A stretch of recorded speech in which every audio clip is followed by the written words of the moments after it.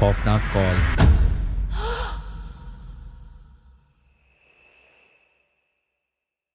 रात के 11 बज रहे थे और शिल्पा अपने कमरे में अकेली बैठी थी। वह अपने लैपटॉप पर काम कर रही थी जब अचानक उसके फ़ोन की घंटी बजी। स्क्रीन पर अज्ञात नंबर था। उसने फ़ोन उठाया लेकिन दूसरी तरफ से कोई आवाज़ नहीं आई। बस एक ठंडी और अजीब सी सांस की आवाज़ सुनाई दी जो उसे असहज कर रही थी। शिल्पा ने सोचा कि यह कोई गलती से कॉल हो सकती है और कॉल काट दी, लेकिन अजीब सी अनुभूति उसके दिल को चुभ रही थी।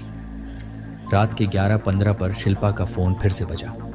इस बार उसने एक बार फिर से कॉल रिसीव किया। दूसरी तरफ की आवाज़ अब भी खामोश थी, लेकिन इस बार शिल्पा को एक बेहद धीमी और खौफनाक फुसफुसाहट सुनाई दी, जैसे कोई उसे धीमे धीमे बुला रहा। शिल्पा का दिल तेज़ी से धड़कने लगा और उसने धीरे धीरे पूछा, कौन है?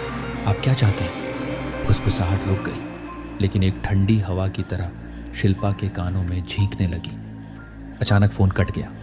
शिल्पा ने कॉल की जांच की और देखा कि कॉल की अवधि केवल 10 सेकंड की थी। उसके माथे पर पसीना आ चुका था और वह अपने कमरे में चारों ओर देख रही थी, जैसे किसी ने उसे घेर रखा हो। वह अपने दिल को शांत करने के लिए कुछ मिनटों तक गहरी सांसें लेने की कोशिश करती रही, लेकिन जैसे ही उसने अपने लैपटॉप की ओर देखा, एक और कॉल आने लगी। ये वही अज्ञात नंबर था। उसने हिम्मत जुटाकर फ़ोन उठाया। इस बार दूसरी ओर एक रहस्यमय और गहरा स्वर सुनाई दिया, तुम्हें अकेला छोड़ देंगे, लेकिन एक शर्त है। शिल्पा ने घबराते हुए पूछा, क्या शर्त है?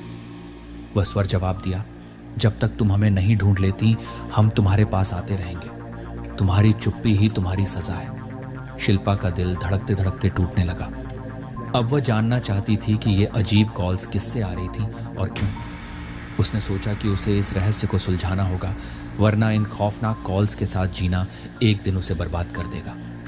रात के इस अंधेरे में शिल्पा ने ठान लिया कि वह इस रहस्य को सुलझाएगी, चाहे इसके लिए उसे कितनी भी मेहनत क्यों न करनी पड़े।